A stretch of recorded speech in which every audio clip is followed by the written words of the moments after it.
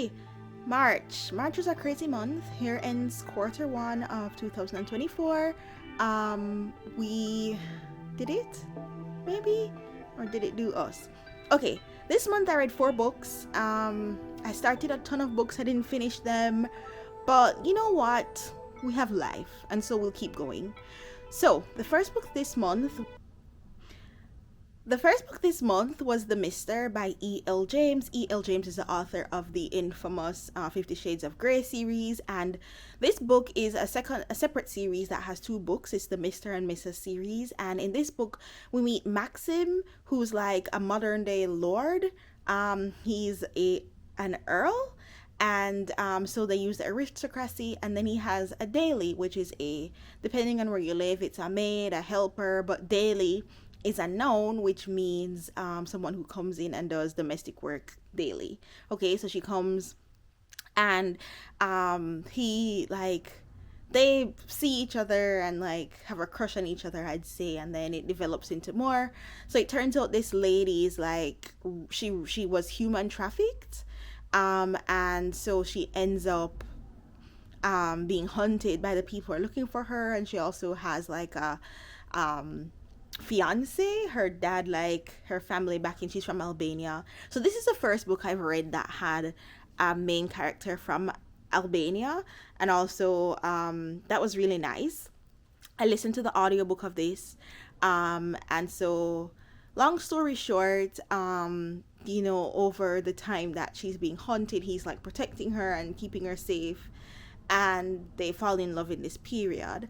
I gave this book 3 out of 5 stars. I think it was a really well planned book. Like the plot, there was something there was a reason to start and to continue the book. Like all the pieces of a story was there was a hero, if you want to look at it as like a hero's journey, or a conflict, there was a resolution, all of those things. But I think E.L. James is probably unable to write a book in which someone is not victimized. Like, why is there always someone who is being victimized? I don't get it. In this case, there is somebody who was human trafficked. Thankfully, she was not sexually assaulted, which was the goal, right? The people who took her away basically wanted her to introduce her to prostitution. And then there was abuse from her fiance, who was abusive, and like was very possessive, who tracked her down from Albania to the UK. This is set in the UK, by the way. So listening to the audiobook, that was nice. It was a very posh UK accent. Think Prince Harry. Okay, their accent is different from, say, your average Londoner, right? And then there was the Albanian, which was really neat to hear that accent. And also this audiobook had music in it, so it was the first time. So she's a really gifted pianist, and she plays pieces, and I think that was a really nice touch. They added some of the pieces in there, like bits to the beginning of it or the end and stuff like that. I think that was a really nice touch. I just couldn't get down with the fact that they kept the guy, the main character, kept saying, "Oh, she has nothing because she's a daily." Oh, she has nothing, and I'm just like, bro, okay, we get it, she has nothing, people are after her, whatever. And I just it was a little bit, sometimes it just felt a little bit weird, but I don't regret reading the book. I think it was a good book. Do I want to read a second book? I wouldn't prioritize it over my to be read list. So that's the first book. All right, okay, so people, this next book is Love Theoretically by Ali Hazelwood.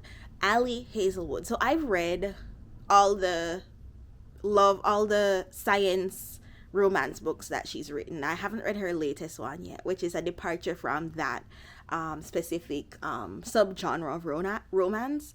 So I'm excited to read stuff going forward. And let me tell you, I did not enjoy, I read them, but I didn't enjoy the first 2. This is my second time reading Love Theoretically. I listened to it previously, or did I read it? Anyways, this is not my first time, okay?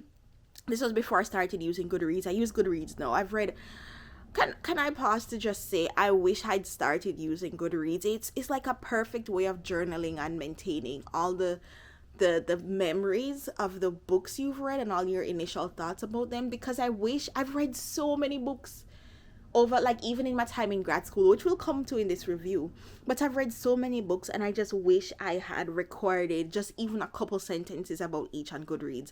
But I just thought, meh, what's the point? Like, nobody's gonna read this. But for me, like, it would be a great way to document, almost like a journal, if you will, my reading journey. Anyways, back to the present. This book, Love Theoretically, is one of my favorite romance books. Yes, it was released in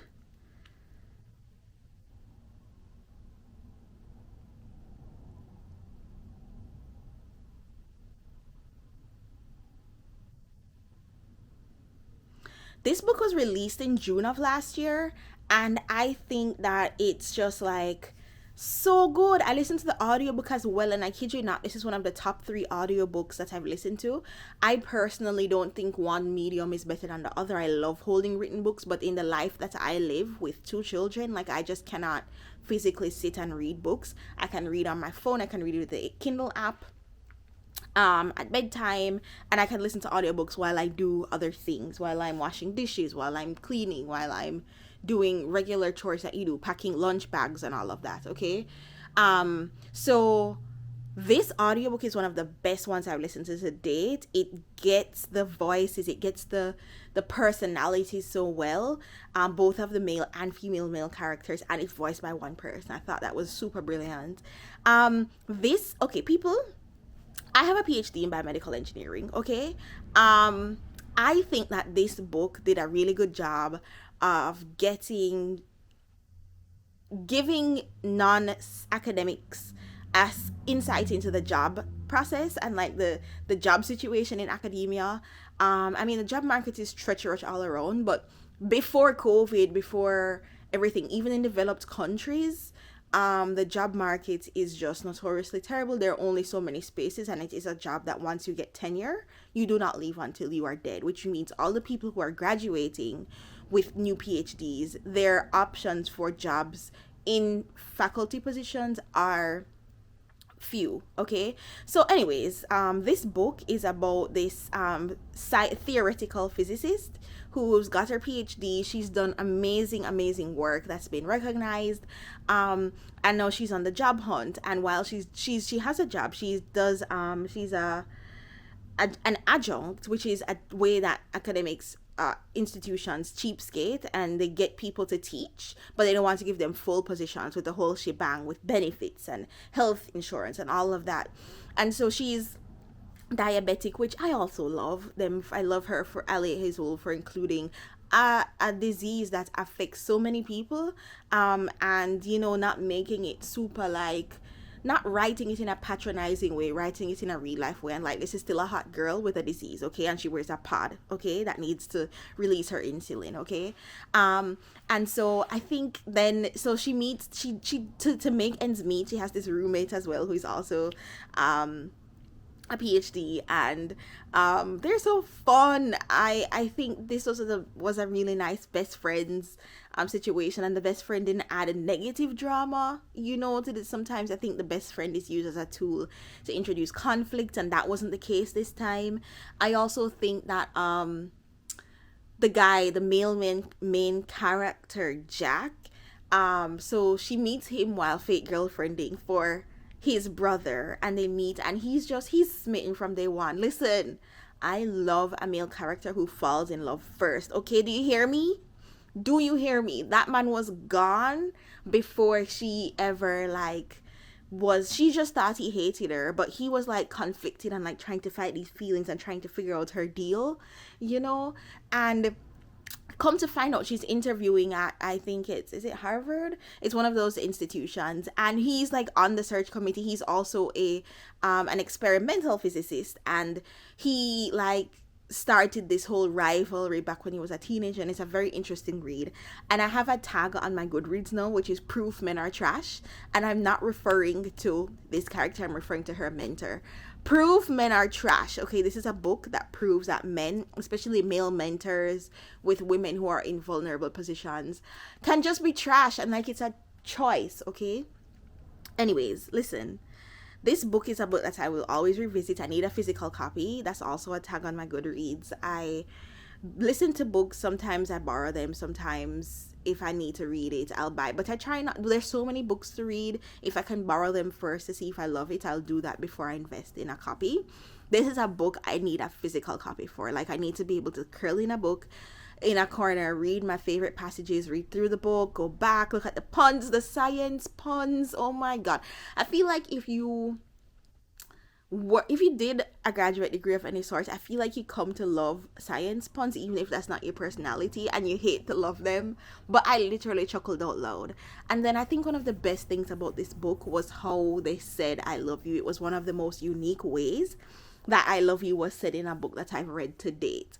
I know it wasn't yes, it was verbal, but it wasn't like a gesture, but it wasn't like a typical I love you too, like.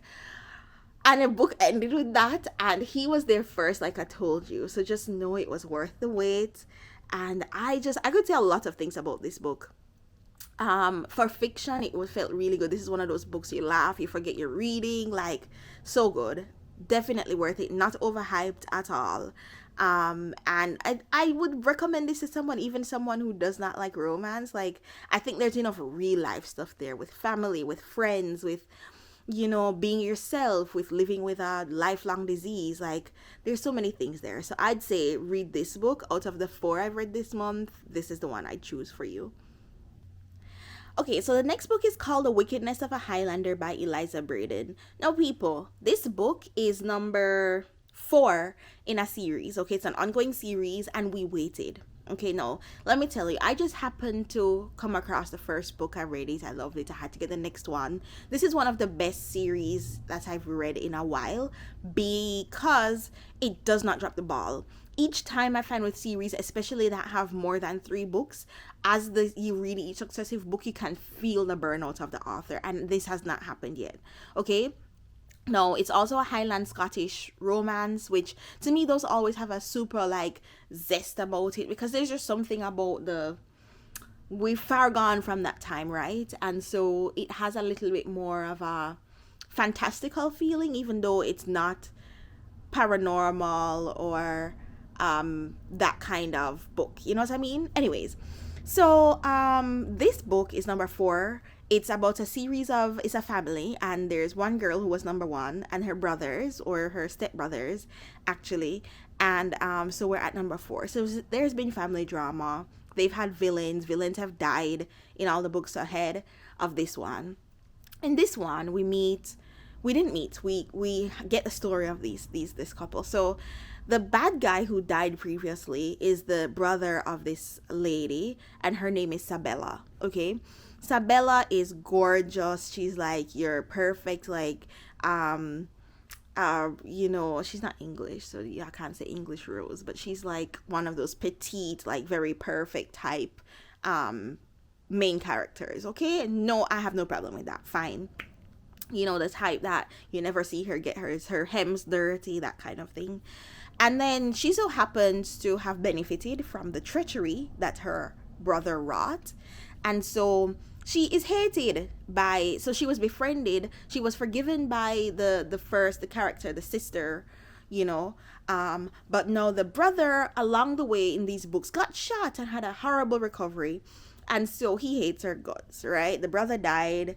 Okay, wish we could kill him all over again. He's like vengeful and all of that. And his vengeance is to take it out on this lady who her brother is dead. The other guy who was caring for her, who's like not in a sexual way, not in like a protector type way, but in like a older father figure way. He died, so she's on her own and with reduced circumstances. So she comes back to where she knew the male character's sister was, because she was kind to Sabella. So she comes looking for her, but she's away. So then now she happens to come to the bar that this guy's at again. He hates her guts, and so he offers her a job as his maid. And what does she do? She rises to the occasion. She says, sure, I'll be your maid. I understand my brother did some terrible things. At this point, I don't have a choice. She wasn't hateful, she just needed help. Okay, so she goes, she works for this guy, and here comes the thing. So Yes, he's obsessed with her, and all this time he thought it was from a negative vengeance way. When he finally gets a chance to enact vengeance, can he do it? No. Homeboy is sprung. So they develop and she rises to the occasion each time, to the point where, you know, like I said, she's super prim and proper. You never see her messy or anything like that. She's like doing household chores now. Her hands are all messed up and dirty, and um like it was just like what do you call it? At the end, he's almost regretful that he asked her to do these things, because he's like, look, like, you know what I've done, kind of thing. So anyways, in all of this, right, you know, you can have a romance story without a conflict. So you can have the happily ever after, right? So one of her brother's past associates, and by associates, I mean like thugs, like brutes who would like beat up people and do terrible things. He comes hunting for her because apparently the brother promised her to him or something like that. So, now Alexander, who is the main character, and mind you, this is a huge man. Like, this is a family of men who win their Highland games each year, meaning they're extremely strong, extremely big, da da da, right? So he has to protect her. He has to keep her away, all these things, and then there comes to a point where she insists on going with him when she knows she's being hunted, because she wants to be with him, and then so she gets caught, and then anyways, in the end, it all gets resolved. Alexander does terrible things to this person who snatches her, but there are a few things about this book that make it memorable. Okay, one, she's a terrible cook. Remember, she never needed to do any of this before. She just had to look pretty, right? He eats her food, and he doesn't say he hates it. He knows it's terrible. She knows it's terrible, but he eats it every single drop, and he like makes eye contact with her as he's eating it. Okay, it's that kind of book. Okay, and then there are some other parts where people, you know how in romance books the man, like, he's very lustful and he won't shut up about it, and like, oh, want lady. This lady was right there with him. She was more vocal about it than he was, and I was like, oh, okay, wow, you know, not in a bad way, just like, wow. Each time she expressed it, and it happened in several scenes, you thought, oh well, okay, cool. And then she did it again, and the way I term it is marital harlotry. So they use the word harlot a lot in this book, but it was in the marriage itself, and I just thought that was a really unique and fresh take on you know, the spiciness in romance novels, because typically all the lust is coming from the male, right? So that was super interesting. And then I think as well, just the way that in the end, again, the family coming and chipping in, that's super nice. That's always something that they do well in this. Elisa Braden does well in this series. You know, they come and they use their individual talents. So there's a little bit of a supernatural element in this series. Nothing like crazy over the top. Not that that's good or bad, right? But just it's been used to drive the plot, and I think that they use it well, and each family member has their own talents. And I think this time, again, his talents were used well and put on display, and this was a really good book. I give this one 5 stars. And I definitely, when the series is done, I'm gonna read it again. And I started saying it, but I didn't finish because I'm all over the place. My apologies. So this book, we waited, like, when I finished book 3, it was scheduled to come out on like March 1st or something, and then when March 1st came, it got updated to like March 10th or 11th, and then it got pushed back one more day. So, and I don't know, I hadn't been tracking the books from that long before, so I don't know how many delays there were. But you know what I appreciate? I don't like when people rush to put things out and then it's trash, and you're like, oh, I wish they'd taken the extra time. Like, the author took the extra time, and I'm sure at the point at which it was delayed, like, I don't think she was writing in the week and then they reviewed it and all of that. I think it was like, whatever the process is to get books out, that was delayed. But I mean, that's my assumption, but it was worth it. And any authors reading this, go ahead and take the extra time. Okay, if your true fans will appreciate you for it, if it's a body of work that is going to stand, the thing about the written word, it lasts forever. Don't put out trash. Take the time. Okay, thank you, appreciate you. All right, All right, and the last book I completed this month was from Namina Forna, and this book is called The Gilded Ones. I'm sure you've seen it floating around. It is a young adult book, so the main character Deka is 16. I listened to this one, and it's basically I don't know if you call it Afrofuturism, but basically it's um it's almost like, anyways, how do I start this? So this girl, she lives in fear of this ceremony that happened. So just like with like the Hunger Games where they get chosen for these games, well, it's not games this time. When they get to a certain age, like a womanhood and all of that, they have this ceremony where they get cut, and if they're cut, if they bleed like a normal person, they're fine, they're accepted into the community. If they are bled gold and they cut and they're bled, bleed gold, they are impure and they are killed. But these people who are impure are actually immortal, and so they can die, but you have to find the right way to kill them. So they're killed multiple ways. It is a very kind of cruel, tragic. Now the book is not super gory, but when you think about what's happening, it's kind of rough. But anyways, Deka is impure. She was suspected this whole time because her mother, she's biracial. I assume the father is white.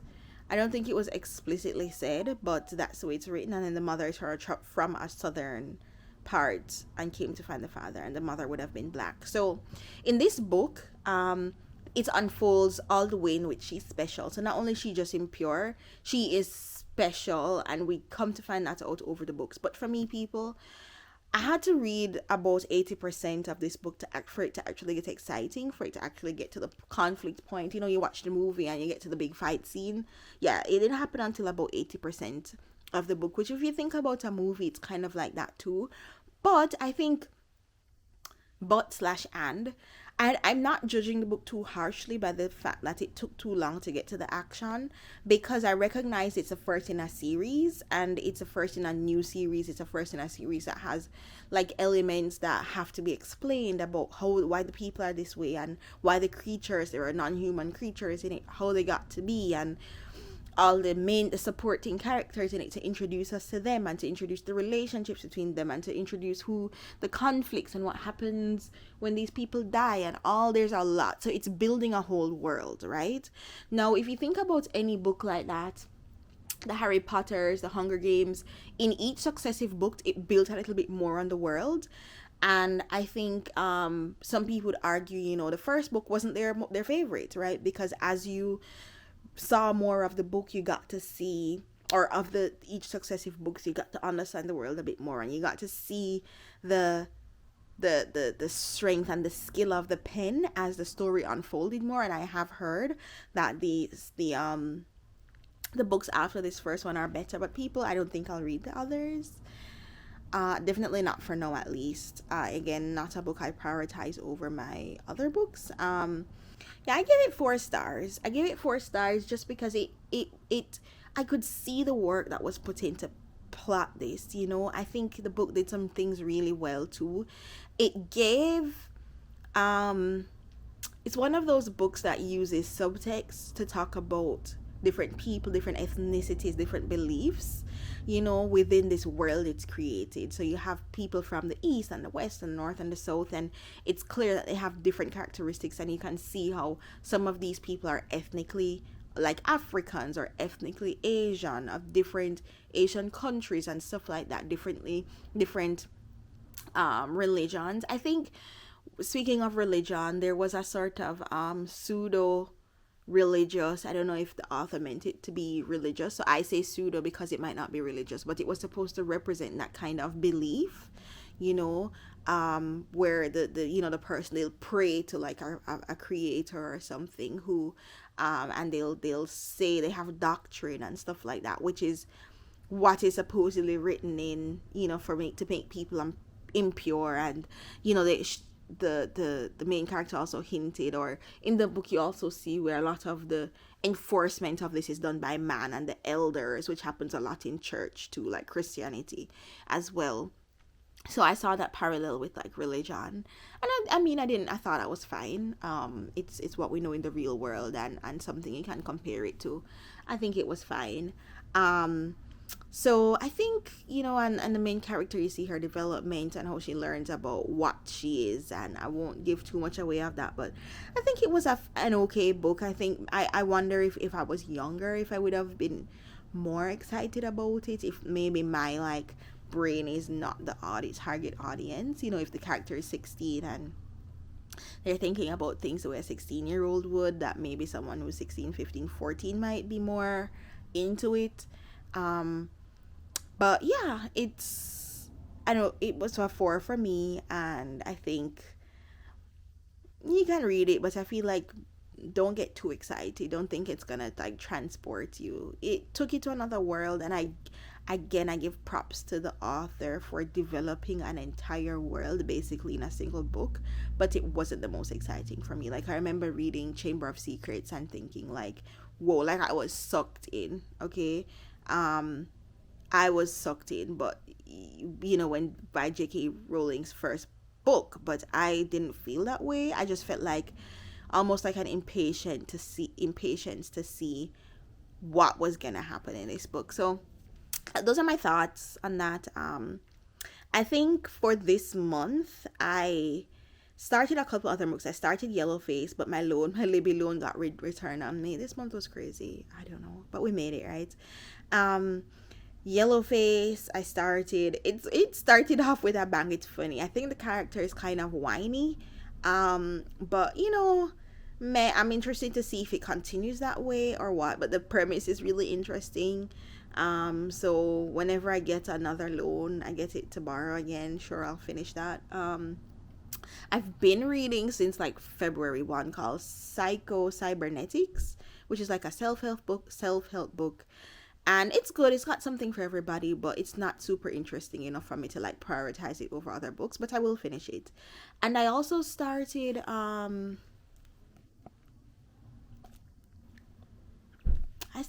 book, but I can't remember which one it is right now.